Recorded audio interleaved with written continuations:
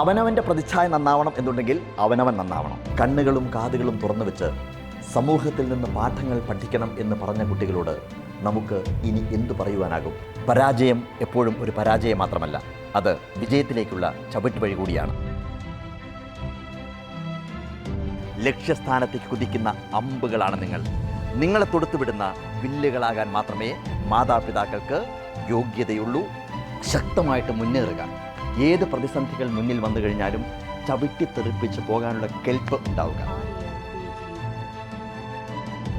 നിങ്ങൾ സുഖത്തിൽ ജീവിക്കുമെന്ന സമയത്ത് നിങ്ങൾ ഓർക്കുക, നിങ്ങളുടെ തൊട്ടടുത്ത കട്ടിലിൽ ദുഃഖം പുതച്ചു മൂടി കിടക്കുന്നുണ്ട്. എല്ലാ കുട്ടികളോടുമായിട്ട് ഞാനൊരു ചോദ്യം ചോദിച്ചു. ആർക്കൊക്കെയാണ് പരീക്ഷയെ പേടിയുള്ളത് എന്നായിരുന്നു എൻ്റെ ചോദ്യം. വിശ്രമമില്ലാതെ ജോലി ചെയ്യുന്നവർക്ക് മാത്രമേ ജീവിതത്തിന് അമൃതാക്കി മാറ്റുവാൻ സാധിക്കുകയുള്ളൂ.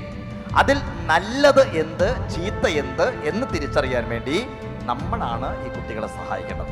മുന്നിലുള്ള ഒരു ദിവസം പോയിട്ട് ഒരു നിമിഷം പോലും പാഴാക്കി കളയാനുള്ള അവസ്ഥയിലല്ല നമ്മൾ ഓരോരുത്തരും. വിധിയോ ഭാഗ്യമോ ഒന്നുമല്ല പ്രധാനം, നേർമറിച്ച് നിന്റെ കഠിനാധ്വാനം. നീ എത്രമാത്രം ഹാർഡ് വർക്ക് ചെയ്യുന്നുവോ അത്രമാത്രം റിസൾട്ട് ഉണ്ടാവും. ഇതാണ് കുട്ടിയെ പറഞ്ഞ് പഠിപ്പിക്കേണ്ടത്.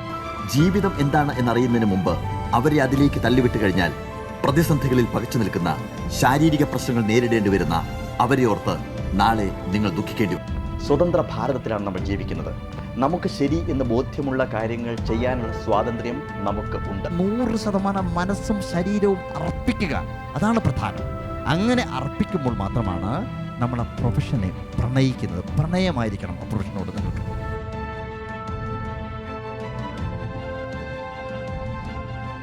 നമ്മുടെ ഉള്ളിൽ നിറച്ചു വെച്ചിരിക്കുന്ന വെളിച്ചം, സ്നേഹം, അതാണ് നമ്മളെ മുകളിലേക്ക് ഉയർത്തുന്നത്.